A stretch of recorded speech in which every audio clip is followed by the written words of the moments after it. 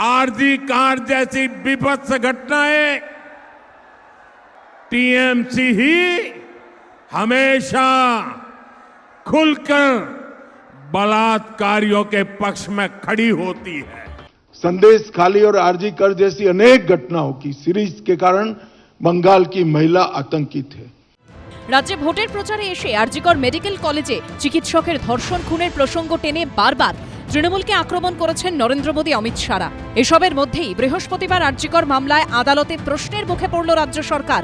নিহত চিকিৎসকের মা বাবা ঘটনাস্থলে যেতে চাইলে রাজ্য সরকারের আপত্তি কোথায়? প্রশ্ন তুললেন কলকাতা হাইকোর্টের বিচারপতি রাজাশেখর মান্থা।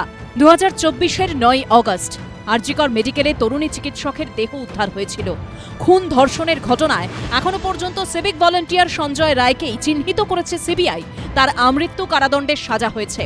এর মধ্যেই নতুন করে ঘটনাস্থলে যেতে চেয়ে আবেদন জানিয়েছেন অভয়ের মা বাবা। বৃহস্পতিবার বিচারপতি রাজাশেখর মান্থা প্রশ্ন করেন, মৃত চিকিৎসকের পরিবার নতুন করে ঘটনাস্থল পরিদর্শন করতে চেয়েছে, তাতে সিবিআই এর কোনো আপত্তি নেই।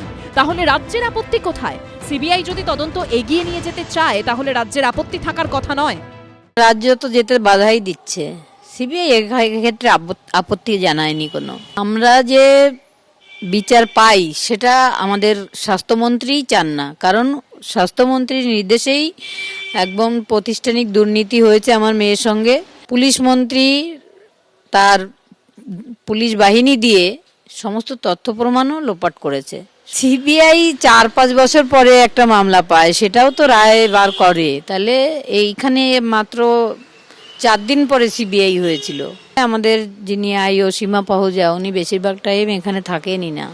আজকে যখন এই অভিযোগ করছেন, নিশ্চিতভাবে আপনি সন্তান হারিয়েছেন, আপনার যন্ত্রণার সঙ্গে অন্য কারুর যন্ত্রণা তুলনীয় হতে পারে না, কিন্তু আপনি ঘোলা জলে বিজেপি যে রাজনীতি করতে চাইছে সেই রাজনীতির দাবার বোরে হয়ে গিয়েছেন।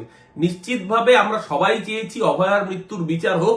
কলকাতা পুলিশ 24 ঘন্টার মধ্যে যাকে গ্রেপ্তার করেছে, সমস্ত তথ্য প্রমাণ সিবিআইও প্রমাণ করেছে যে সেই সঞ্জয় রায় খুনি এবং ধর্ষক।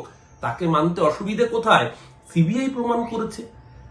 কলকাতা হাইকোর্টের বিচারপতি রাজাশেখর মান্থা বৃহস্পতিবার আরও বলেন, সাজাপ্রাপ্ত সঞ্জয় রায় অনেক কিছুই জানেন বলে মনে হয়, ফলে সমস্ত আধুনিক পদ্ধতি ও প্রযুক্তি ব্যবহার করুক। পাশাপাশি হাইকোর্ট নির্দেশ দেয়, সিবিআই প্রয়োজন মনে করলে খুন ধর্ষণের মামলায় সাজাপ্রাপ্ত সঞ্জয় রায় ও অন্যান্য সন্দেহভাজনদের ফের জিজ্ঞাসাবাদ করতে পারবে। Supreme court, high court, lower court কেউ কিন্তু সিবিআইকে আজ পর্যন্ত অর্ডার দেয়নি যে তুমি এই কাজটা ঠিক করে করো। গতকাল সেই জিনিসটা হয়েছে, এই জন্য আমরা তো সত্যি ভাবছি যে মামলা আগে বাড়বে, আগের দিকে এগোবে। সিবিআই খুব ঝামেলা করেছে কালকে কোর্টের মধ্যেও, বিরোধিতা করেছে আর কি। 12ই মে মামলার পরবর্তী শুনানি হবে কলকাতা হাইকোর্টে।